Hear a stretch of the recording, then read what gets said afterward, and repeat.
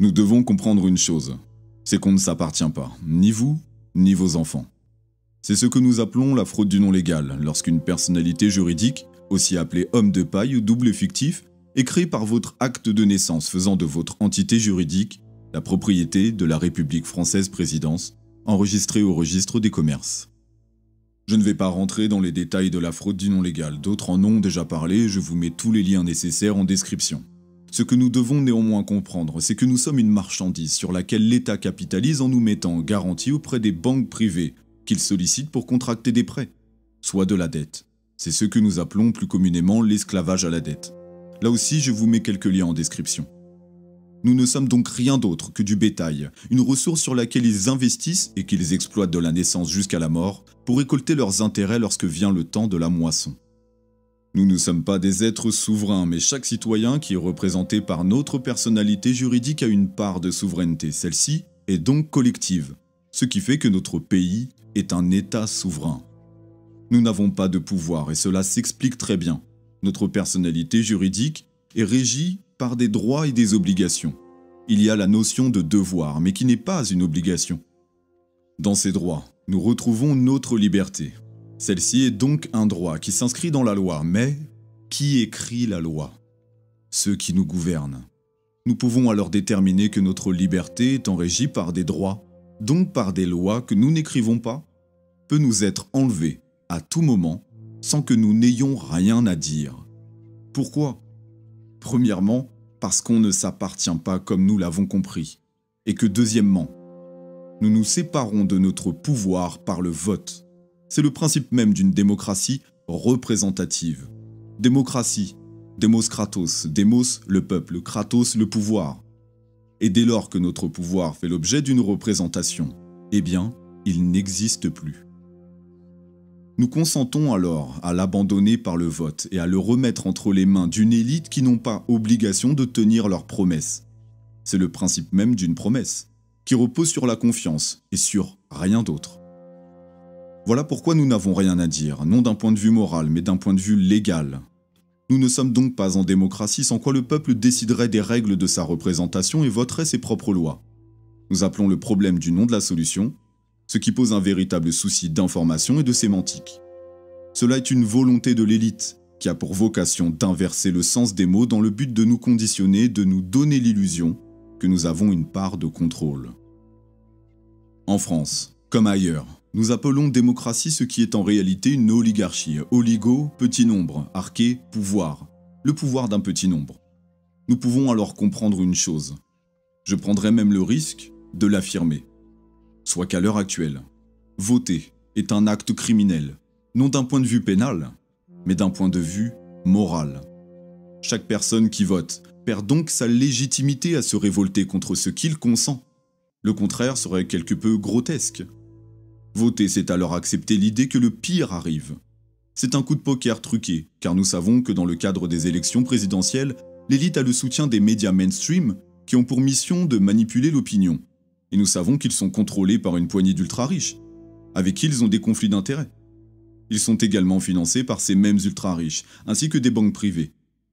Ils n'ont donc de compte à rendre à personne d'autre que ceux qui les financent. Voilà pourquoi voter tue. Car voter, c'est aussi accepter le fait qu'un SDF reste à la rue, que des soldats soient déployés sur des zones de guerre où des civils seront abattus, que l'ASE continue d'agir en toute impunité, que le service public soit privatisé, que notre patrimoine soit vendu à l'étranger, que les lobbies continuent de corrompre l'élite, mais aussi que la caste politique continue d'agir comme ils le font, et cela n'est pas étonnant. Ils en profitent, puisqu'on les y autorise. Ils vont alors décider de leur salaire, de leurs privilèges, de leurs indemnités, de leur confort de vie, tout ça aux frais et au détriment du peuple qui les finance. Seulement, bien trop de personnes prennent à tort leurs droits pour des acquis, alors que de facto un droit ne l'est pas puisqu'il n'est pas figé et que nous ne l'écrivons pas. Maintenant que nous avons fait le tour sur ce point, j'en viens au suivant.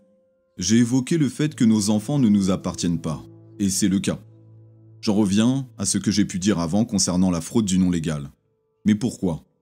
Au-delà du fait que votre enfant, de par son acte de naissance et son numéro de sécurité sociale, devient la propriété de la République française présidence, il est soumis à ce que nous appelons l'autorité parentale, qui est généralement accordée aux parents sauf cas de force majeure évidemment.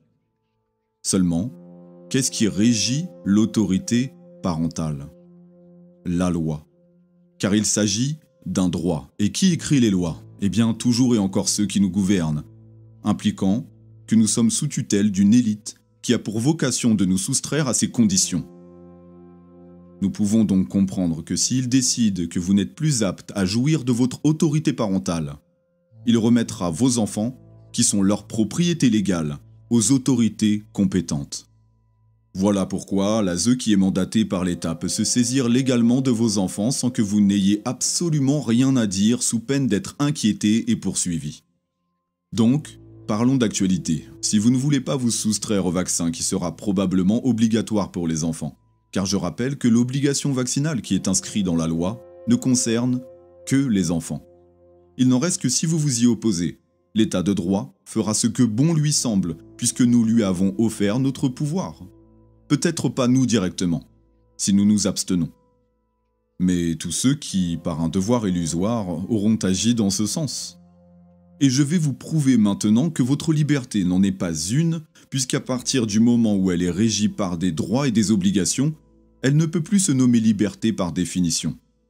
Alors, intéressons-nous à la Convention européenne des droits de l'homme, et vous constaterez qu'il ne s'agit pas là que de votre liberté, mais également de votre droit à la vie, et si elle fait l'objet d'un droit, cela détermine qu'ils ont le droit de mort sur votre vie. Intéressons-nous directement à l'article 2, le droit à la vie, et passons à l'alinéa 2. La mort n'est pas considérée comme infligée en violation de cet article dans le cas où elle résulterait d'un recours à la force rendu absolument nécessaire. Passons ici au petit c. Pour réprimer, conformément à la loi, une émeute ou une insurrection.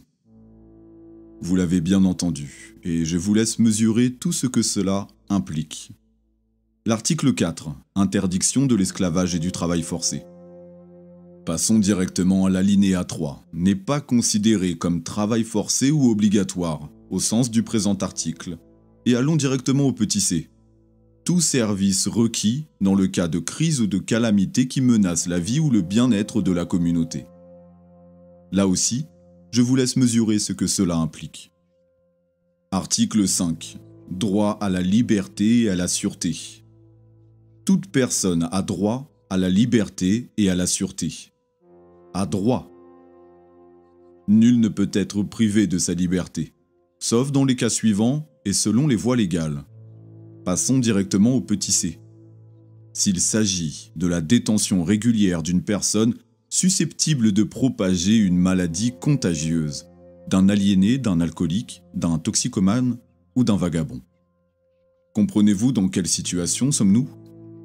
Nous sommes des détenus en détention évoluant dans un univers carcéral et nos week-ends ou nos congés, qu'ils nous autorisent à avoir, ne sont rien d'autre que des permissions. Vous savez dorénavant que légalement, ils peuvent nous abattre pour exercer notre droit de manifester. Ils peuvent nous confiner, nous vacciner, nous y forcer, faire ce qu'ils veulent avec la loi puisqu'ils en sont les auteurs. Comme nous réduire au travail forcé, nous pucer, nous museler et plus encore. C'est pour cette raison que je dis souvent que d'accepter que ça arrive aux autres, c'est accepter l'idée d'en faire un jour l'objet, que ce soit nous directement ou nos enfants. Ce qu'il faut retenir, c'est que notre liberté n'en est pas une, et qu'il décide de ce qu'elle est. Nous sommes alors constamment obligés de par des droits et des obligations. Que veut dire obligé? C'est le principe de contraindre quelqu'un à quelque chose.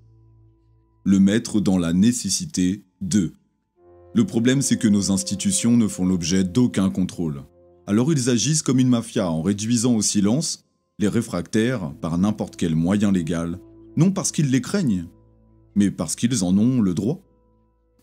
Ce droit, ils ne le prennent pas, car nous leur donnons par le vote, et que chaque personne se considérant comme un bon et docile citoyen qui se rend aux urnes pour voter, condamne tout à chacun la soumission forcée.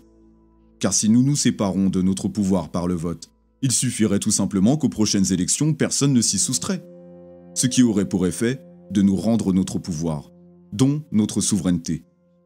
Leur légitimité à décider de tout et pour tous. repose donc sur le simple fait de voter pour des maîtres sans décider des règles de notre représentation, incluant le fait d'écrire notre propre constitution et nos propres lois. Les votants se positionnent alors comme des inconscients, car il est temps que nous nous représentions nous-mêmes. Et je peux leur prêter l'excuse de l'ignorance, seulement dorénavant, nous pouvons partir en contre-campagne présidentielle pour inciter à l'abstention de masse, en faisant comprendre que chaque vote est quelque part une arme de pointer sur nos visages, mais aussi sur celui de nos enfants. Nous sommes à l'heure de choisir notre camp, tout simplement. Rendons leur place illégitime en rejetant le principe même de représentation, pour que celle-ci ne soit plus synonyme de contrôle, d'esclavagisme et d'infantilisation. Reprenons notre démos kratos, qu'ils nous volent par le vote, pour décider des règles qui seront les nôtres, en pouvant de ce fait condamner les criminels politiques tout en éjectant l'ensemble des réseaux d'influence directement dans la fosse septique et ainsi stopper la machine en décidant d'arrêter de la nourrir, ce qui aura pour effet de voir leur plan anéanti. Leur plus grande arme, c'est nous. Seulement, comme toute arme, elle peut se retourner contre ceux qui la fabriquent. Actuellement, nous sommes dans une salle d'attente, dans laquelle nous avons été enfermés, où tout le monde se regarde, tout le monde se divise, tout le monde se critique, tout le monde se juge, pendant qu'eux, ils nous regardent et qu'ils appliquent leur plan. Nous sommes dans cette salle d'attente et on nous a dit que la porte était fermée. Et nous qui sommes bien élevés par le système au sens de l'élevage, nous restons là à accepter notre condition dans l'attente que quelqu'un vienne ouvrir pour nous appeler. Seulement, il se trouve que cette porte n'est pas fermée. Elle était ouverte depuis le début. Et pour s'en rendre compte, il suffisait de la pousser. Cette prison n'est qu'une vue de l'esprit. Elle n'est qu'une fiction, une histoire qu'ils nous ont tellement répétée qu'elle a fini par devenir notre réalité. Aujourd'hui, c'est terminé. Vous trouverez en description une série de visuels sur lesquels je travaille actuellement. Et si vous avez des suggestions ou des idées, vous pouvez me contacter. Il s'agit là d'un travail commun, de nous intégrer dans la campagne du peuple et de leur faire comprendre que leur règne n'a que trop duré. Je vous remercie du temps que vous avez consacré à ce contenu et je remercie de tout cœur celles et ceux qui les partagent. Je reviens vers vous prochainement avec un nouveau contenu. Paix sur vous, restons conscients et œuvrons pour notre libération. C'était Jeffrey et je vous dis à bientôt.